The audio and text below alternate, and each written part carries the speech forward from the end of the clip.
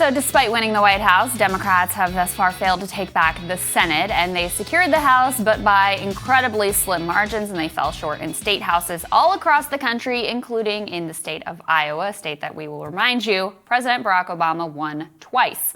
The losses in Iowa are actually still coming a month after the election.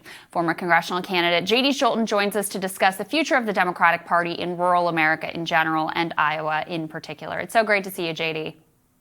Yeah, thank you for having me. Of course. I mean, JD, you fell just short in your congressional campaigns 2 times in rural Iowa. But, look, you and I are friends. I've watched your campaigns up close. I thought you did so many things right. I thought you ran an incredible operation. I thought you were deeply in touch with the voters in your district. You were focusing on issues that really would impact them day to day. But the bottom line is the Democratic Party brand is just not overcomable in a district like the one that you were trying to win there in Iowa. How did that happen?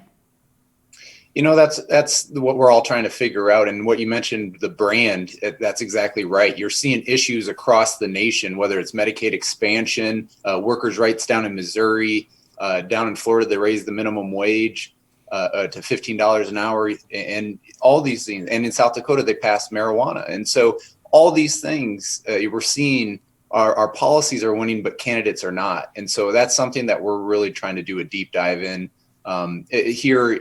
And the other part of it too is we raised enough money. Everybody raised enough money. It seemed like the Senate candidates all raised enough money, but we got to figure out a way to win elections. And so we can get our bills and our values passed out in Washington. Yeah. Well, and here's the other thing.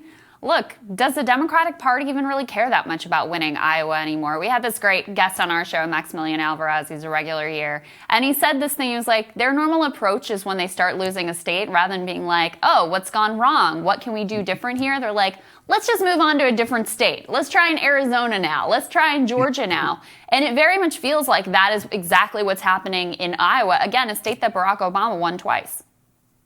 Right. And Iowa, the northern part of Iowa is situated between Wisconsin and South Dakota. And I think politically, that's exactly where we're at, too. And we have a decision to make. Are we going to be more towards Wisconsin, or are we going to end up like South Dakota?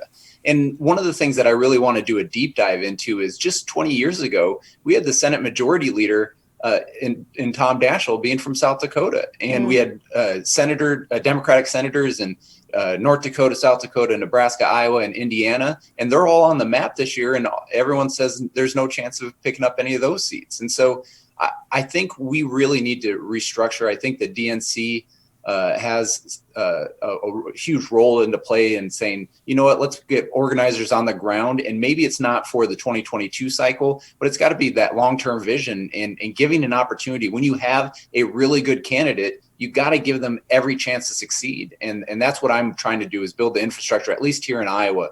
And I just wrote an op-ed about this and what we're going to have a new Iowa Democratic Party chair and what that person should do, or some of the things that they should implement just based off of being a candidate. Yeah. Well, I saw one of your other interviews where you said that the party hasn't even reached out to you to say, hey, what went right? What went wrong? What were you hearing from voters on the ground? Because for people who didn't follow your campaign, I mean, part of your trademark, you lived in an RV. You were everywhere in what is a massive rural district, really out talking to people, obviously with, pandemic restrictions in place and all of that. But you really heard from voters in your district and really took in what they were thinking and feeling. There seems to be no interest from the party in hearing from you on that.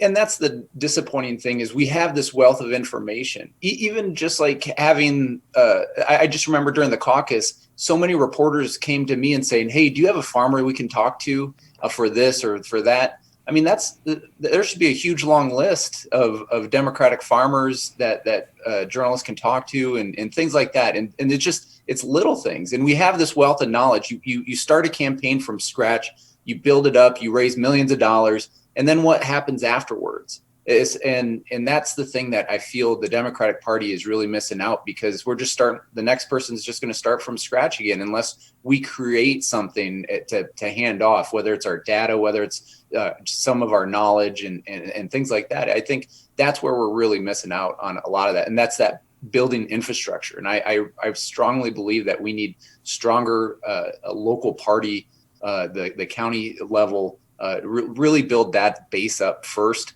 before we can really get back to where we were. Yeah, but look, this is a national problem. I mean, we continue to see these trends moving across the country outside of just Iowa. Rural America slipping away has long moved against Democrats. And this isn't just about this cycle either. You know, there was a lot of conversation about, the squad and defund the police. We have to acknowledge, a lot of these state houses, a lot of these rural state house seats were lost during the Obama years. So this has been a long erosion. I mean, if the party did contact you, because I know you want to do more analysis and more deep dive, but you've been talking to people now for 4 years, every single day. If they did contact you, what would you tell them?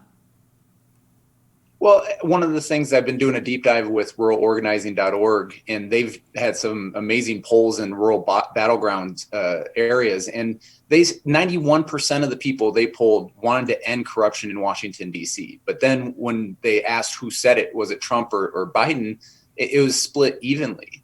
And so I think it boils down to what ruralorganizing.org likes to talk about, saying you don't bring a lobbyist to a populist fight. And I think that's one thing Democrats really need to start working on.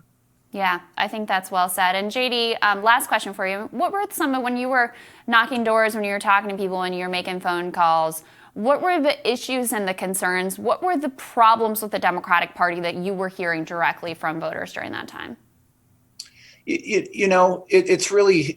It's a mixed bag of different things, but it just, I think Andrew Yang had mentioned it right after the election, saying like when there's certain areas, you can talk about issues. And one issue that I think I'm most known for is enforcing our antitrust laws in agriculture. And I would go into these farm groups, talk about them, and I all see the state shaking their head. And then they're like, "Are you a Democrat?" I'm like, "Yeah." And then all of a sudden, boom, it was over. And that's when you can agree on the policy and influencing their livelihoods, and yet they will never vote for you. That's just because of the brand.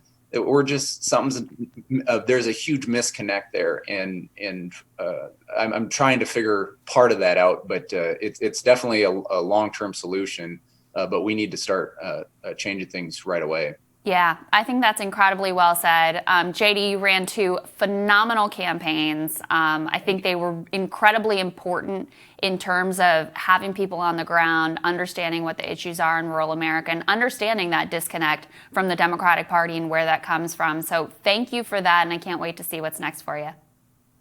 Thank you so much, Crystal. Stay safe. Always a pleasure. We'll have more Rising for you after this.